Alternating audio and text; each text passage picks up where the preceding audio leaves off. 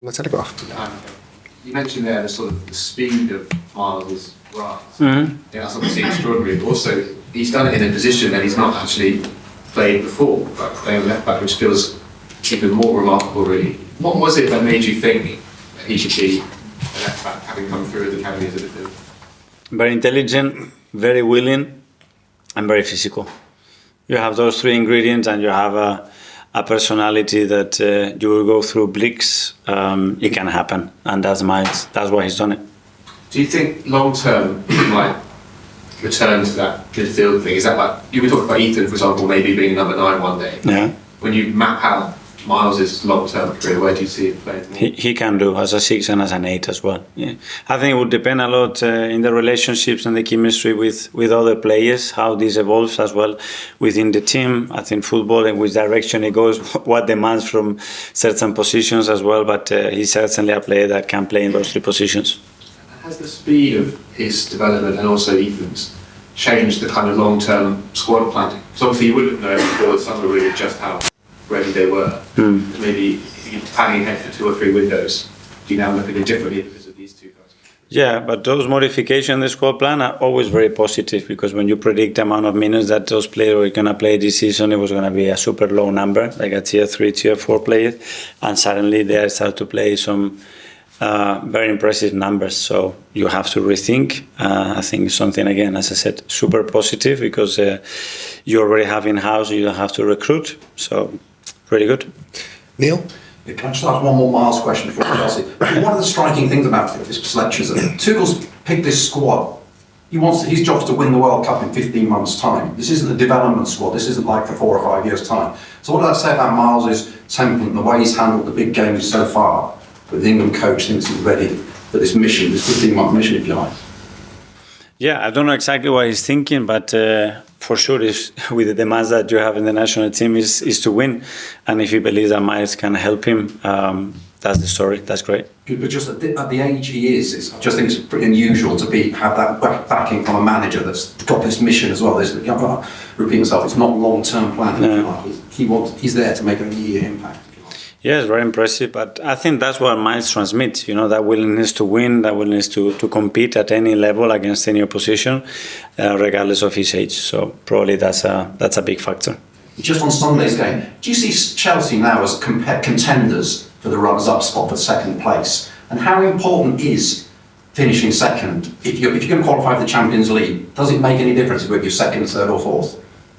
Well, it does, but if they are contenders, I think from the moment I wasn't playing pre-season and understanding how Enzo works and the talent that they have in the squad, in my opinion, they were contenders to even win it from the beginning, because they have so much there that the moment that everything glides together and they find that connection, energy and consistency, I think they can compete with any team.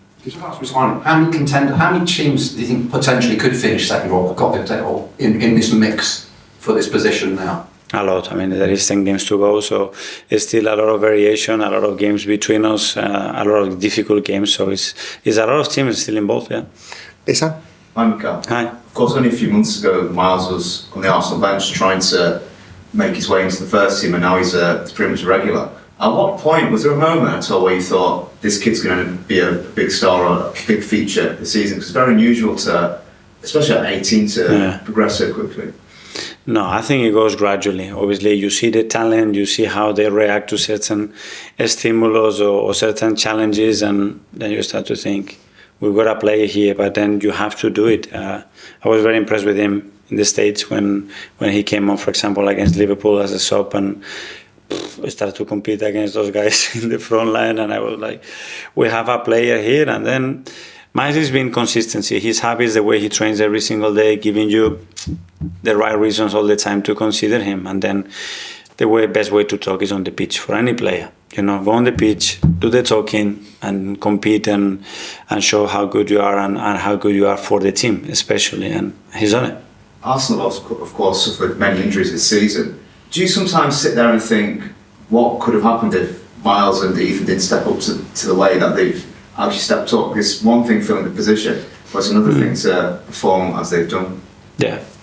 We don't know. For sure, we would have played with 11 players. Maybe we'll discover another option. Last year, when we have it, Jakub played there. and we sustained the level for many months as well, which it was good. And this season it was their turn. Jordan? Okay. And do you see some similarities in terms of Enzo's first year at Chelsea and he's had ups and downs, and your also early years at Arsenal where you were trying to find the right fit? It's really difficult, but No. you can make progress. Similarities? Yeah. No. None.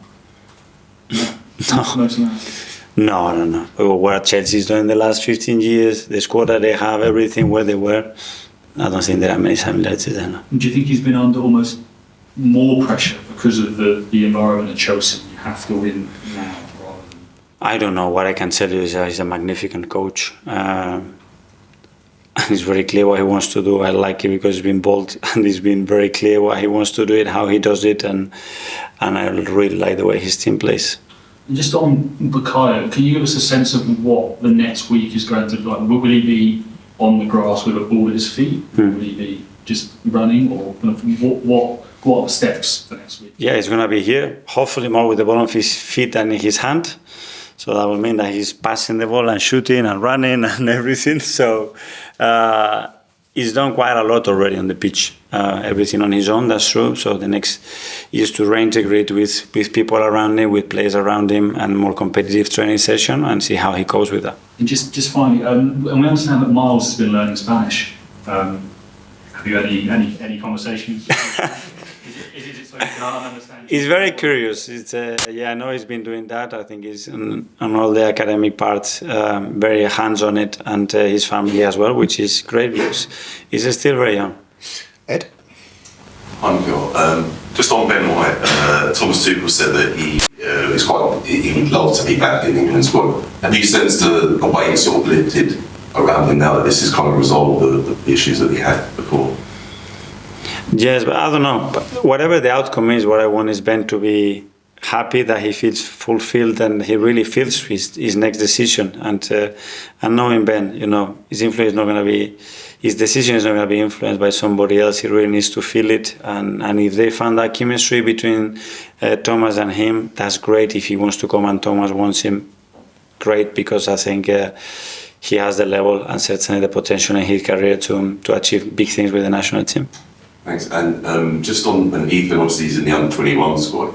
What are your views on that part of development in international football? England's under-21 squad's got some really big names in it. Like they're playing France and Portugal. Is that quite a good way for him to develop away a little bit from the spotlight? No, it's a big step. I mean, he's 17 years old and he's playing with the under-21s with all the names that they have in the team. I spoke to Lee this morning and glad that he's as well his coach, because I know him very well since we played together many years. So great pathway and development for him and great experience for him. Okay. What do you say to Lee about, talk about positioning or something like that? No, just about he was going to select him and I know him. It's a phenomenal coach as a person, unique. So I know that he's going to really look after him. He's going to push him in the right way, and he's going to hear a different coach with different ideas. And this is always so good for any young player. Okay, last couple now. Firstly, Gary from the Times. Can you said about finishing second is important? Why is it important? Is it pride? Is it finances? Sorry, I missed You the. said about finishing second is important. Why is it important? As opposed to fourth, is it pride? Is it finances? Because I prefer to finish first and second and third and fourth, and if you cannot be the best, be the second best at least. That's for sure. You were saying a few months ago how you finish the season will depend on what you would have this summer, maybe financially. Is that effectively qualifying for the Champions League? Well, it's not only in the financial part as well. It's what we've done and when we measure and understand what the team is done and the performances that we had within the resources that we had in each time on the season, we're going to really have to think hard to understand, okay, what is missing, what is really working, and how we're going to now make the next step. Very important. If you strip away the result, if you strip away the resources you didn't have, and if everything was at baseline level, would you then be above where you should be relative? Because like you say, you haven't had the resources. We don't know. Nobody knows. Okay, finally we go to John. Ben White coming back to England is controversial with some people simply because he seemed to have turned his back on his country. how can you, as his club manager, deal with this storm, this pressure? I know. The just opinion I can take was because I was very involved in the moment that happened, and I know how Ben felt, and that was for me very, very clear that the reason why he made that decision, how I was feeling about it, and how struggling he was. So certainly it wasn't about that. It was about being the opposite, just facing the situation and say, I cannot handle with it now, and I'm not the best person to represent that the country in the way I feel right now. So for me, it was completely the opposite. I think not a lot of people would do. What a lot of people would do is hide in that context, in that environment, and let time go and nobody talk about it. What he did, in my opinion, was very brave, and not a lot of people would have done it. So Stuart Pearce said that if somebody lets you down once, they'll let you down again. So you're saying that it's completely misunderstanding what happened? For what I understand, the reasons, it wasn't about letting somebody down. It was just telling somebody, I don't want to lay you down, and this is the way I feel. I think it's very difficult for me to give you what you need. So I think it was completely different. Okay, guys, thanks very much. Yeah, thank you. Thank you.